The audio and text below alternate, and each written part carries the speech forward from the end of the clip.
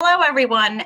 We wanted to give you a quick update and follow up to our webinar earlier today that covered the new travel advisory guidelines that go into effect in New York tomorrow. It's Executive Order 205.2.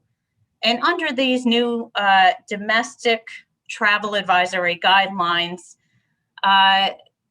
the basic summary of the executive order is that all individuals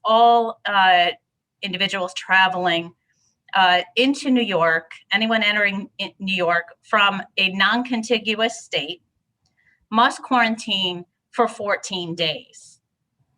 So that is the baseline. The 14-day quarantine requirement still applies unless the individual meets the test out procedures.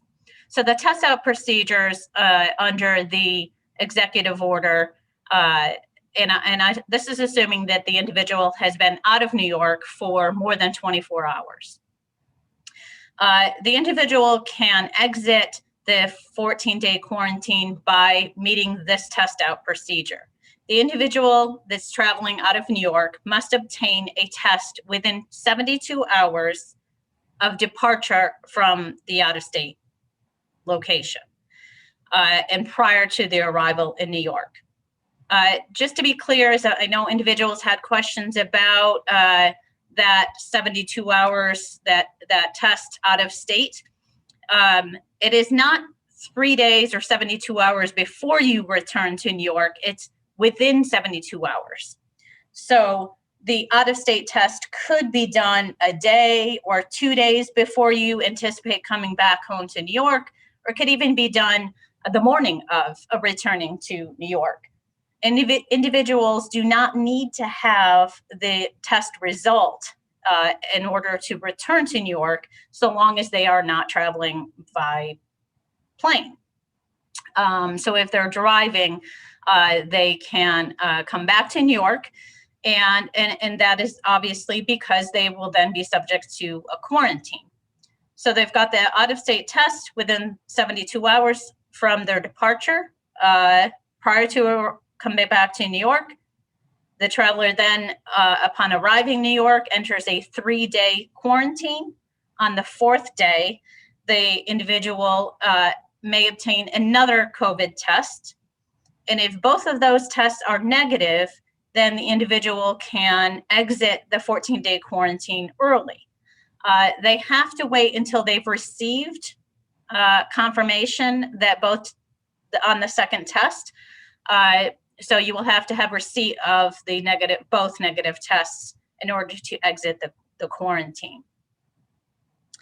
If I could jump in, yeah, I'm gonna. Krista? Thanks. We keep in mind the fact that we're working with a executive order and a web page with very little guidance fleshed out at this point. There's some questions we know the answer to. For example, how does this new travel advisory affect essential workers? Essential workers are excluded from the new travel advisory. Can an employer require a confirmation of that an employee has received a negative test? And again, the answer is yes, you can require that confirmation. Can you impose a stricter standard? For example, if someone is traveling to Pennsylvania or one of the other contiguous states, New Jersey, Connecticut, Massachusetts, or Vermont, can you require a test, even though it would not be required under the travel advisory?